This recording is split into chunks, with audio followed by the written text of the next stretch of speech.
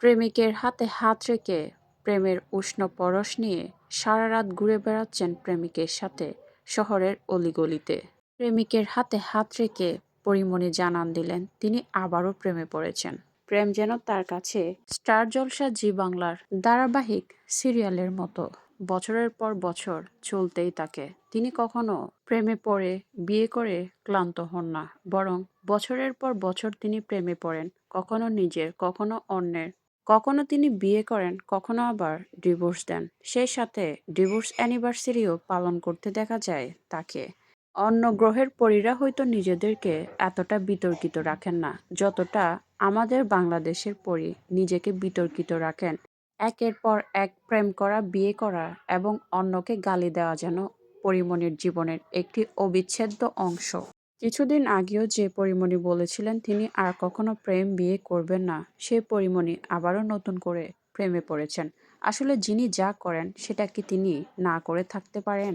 ১ মাস আগেও পরীমণিকে বলতে শুনেছি তিনি আর কখনো প্রেম বিয়ে করবেন না, এবং যদি কেউ প্রেম বিয়ের প্রস্তাব দেয় তিনি সেটা খুব ভেবেচিন্তে দেখবেন। তবে তিনি একাই ভালো আছেন।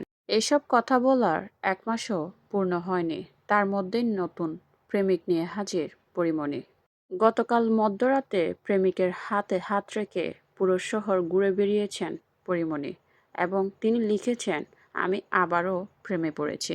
এত ঘন ঘন প্রেমে পরীমণি কিভাবে পড়েন, এই নিয়ে কমেন্ট বক্সে অনেকের মন্তব্য চোখে পড়ার মতো ছিল, যার কারণে কমেন্ট বক্স অফ করে রাখেন পরীমণি। সিনেমার শুরু থেকেই নিজের ব্যক্তিগত জীবন নিয়ে বেশি সমালোচিত পরীমণি।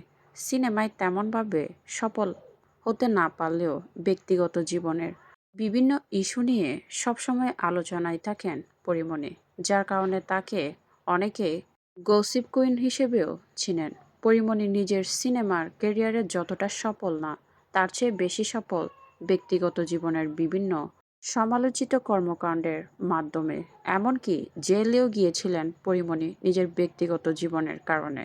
কিন্তু এত কিছুর পরেও থেমে নেই পরীমণি।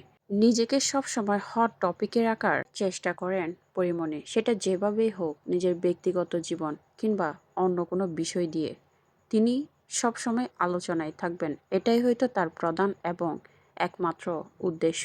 নিজের ব্যক্তিগত জীবন দিয়ে তিনি তার জীবনে অনেক বেশি জনপ্রিয়তা পেয়েছেন, যা তিনি নিজের সিনেমা ক্যারিয়ারে পাননি। তাই হয়তো এই সহজ পথটি তিনি বেছে নিয়েছেন নিজের ক্যারিয়ার কিংবা জনপ্রিয়তা পেতে।